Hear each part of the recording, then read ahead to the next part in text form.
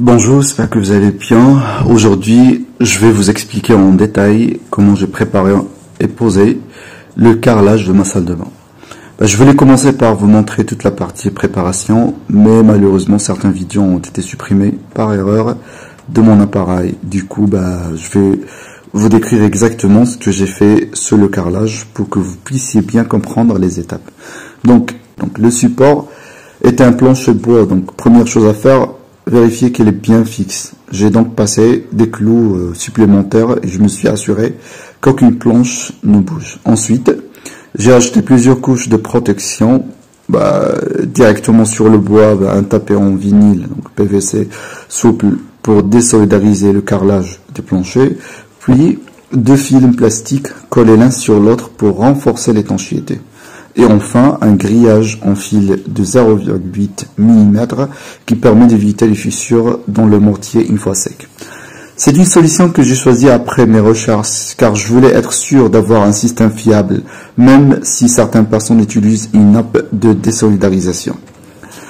Pour le mélange, j'ai utilisé un sac de mortier de 25 kg et un demi-sac de ciment, soit environ 12,5 kg.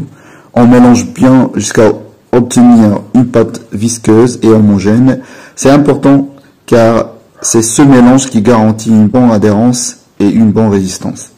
Donc pour 4 mètres carrés, j'ai utilisé 2 sacs de mortier et un sac de ciment. Donc j'utilise des carreaux de 60 par 60 cm. Pour vous donner une idée, un carreau de cette taille équivalent à 9 petits carreaux de 20 par 20. Donc l'avancement est plus rapide. Avant de les poser, donc je mets légèrement la base du carreau. J'étale ensuite une quantité de mortier suffisante pour poser 2 ou 3 carreaux à la fois. Je pose le carreau, je vérifie le niveau et je laisse un espace de 2 mm entre chaque carreau pour les joints. Des croisillons peuvent être utilisés pour garder des écarts réguliers. Quand on appuie légèrement, le carreau prend sa place naturellement et l'excédent de mortier ressort sur les côtés.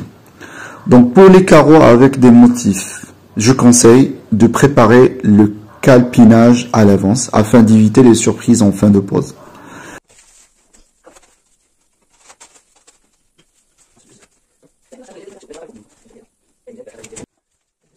Dans la salle de bain, je voulais absolument ajouter un siphon de sol. J'ai donc fait un trou cylindrique dans les 2 fils plastiques légèrement plus petits que le siphon. J'ai ensuite fait passer le ciment autour pour bien sceller.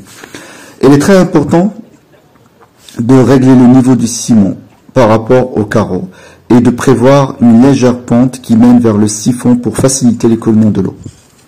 Pour les découpes, je trace d'abord les carreaux, puis je les coupe soigneusement avec une machine de coupe. Vous trouverez d'ailleurs sur la chaîne un tuto complet qui explique comment découper les carreaux correctement.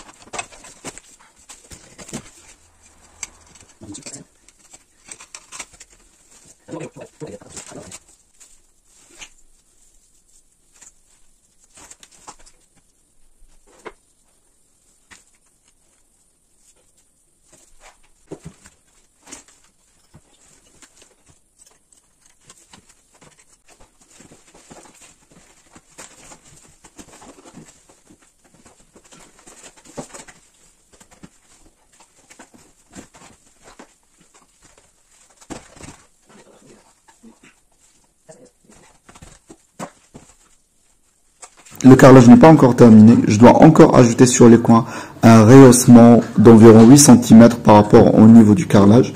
Mais dans cette vidéo, je voulais surtout vous montrer ce qu'il y a sous le carrelage.